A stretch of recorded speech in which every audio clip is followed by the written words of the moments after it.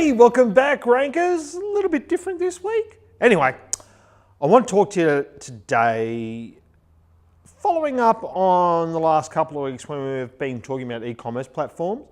Got some really good feedback, a lot of interest out there in that topic. And at the moment, on our client base, we've probably got about 6 different platforms that people are using. And obviously there's crossover with them.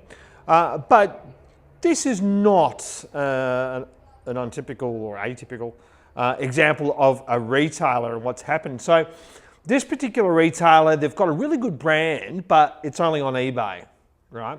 And they actually haven't had a web presence on their own store. So our challenge was to basically get the web presence up. Well, not us build the site, but had some problems with the site, Magento site, built in India on the cheap. And this is one of the problems with Magento, is that it is an expensive option to get up and running, but it is the best option. Now, one of the conversations I had on LinkedIn this week was like, just because Shopify is like the leading e-commerce platform doesn't mean it's the best one.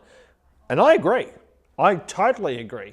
However, that doesn't matter because, as we know, VHS was not the best video recording tape. Beta was. Yes, I'm very old. But when you get into this, and this is a nice growth curve from someone that's never had a web presence, and you know they're not on that, they're not paying the 7% on eBay fees and all those sorts of things. But when you bring these sorts of clients on board, the reason we love working with e-commerce clients is because they're so revenue focused. Now you might say 3% conversion rate is pretty good for a basket size of $100, but it's actually not, because the actual conversion rate for this, when you break it up and look at it, is that on desktop, it's actually over 5% conversion rate. And on mobile, it's under 3% e-commerce conversion rate, right? So, you know, we've got some, now, depending on your percentage of mobile traffic, you might decide to see if you can make that mobile conversion rate, try to lift it. But, you know, it could be the law of diminishing returns. This client, however, has about 70% of their traffic as mobile. So it gives you an idea of the opportunity and where to go. And that's what I would call the low-hanging fruit. You've got, you know, one audience converting at 3, the other converting at 5. Pretty simple. Some other improvements that we can make on here are the ones we addressed a couple of weeks ago with site search and those sorts of things. And then you can look at basket size. Now, we've had a lot of discussion about conversion rates, and you will have a lot of discussion on the web, and they'll give you averages and those sorts of things. Just keep in mind that who your audience is, who your buyer personas are. Now, if they were to go and buy this product that you're selling from a traditional bricks and mortar store or somewhere else, how long it would take them to make that purchasing decision? So that comes into it, right, with your e-commerce conversion rates, as does the price of the basket itself, and you know the trustworthiness and reliability of a brand. Now, the reason this client, you know, their first website has such a great conversion rate is because they have been around for quite a while on eBay, and people know who they are. And the products they're selling are very, very well-known brands for the local market.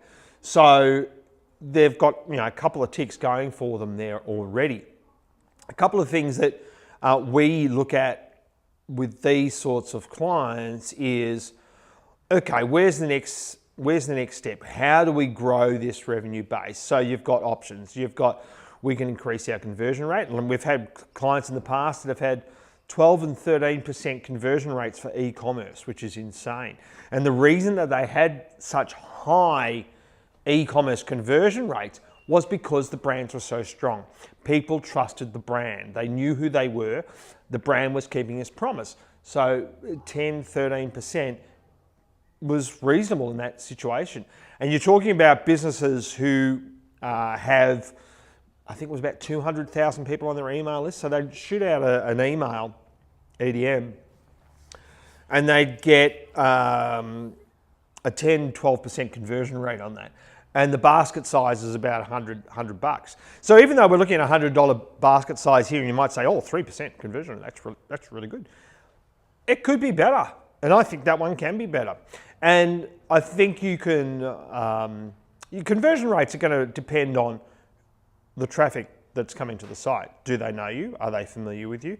Direct traffic, returning traffic is always usually going to convert higher. If it doesn't, you may have an issue there. So if you have a look at your conversion rates and you go through, direct usually converts the highest, email usually converts the highest, and the reason for that is it's because people they know who you are, which is why you've got to get more people knowing who you are, right? Because it converts higher. But go and have a look at your conversion rates. If you have any questions about your conversion rates, you think are they low, are they high, is this out of whack? Let us know. And we will see you at PubCon in a couple of weeks, 16th, 17th and 18th. See you at PubCon. I'm speaking on the 17th and the 18th. Hope to see a few of you there. Going to talk more about this sort of stuff and why you should be building your brand and not your backlinks. And that's it for this week's show. And we'll see you next week. Thanks very much. Bye.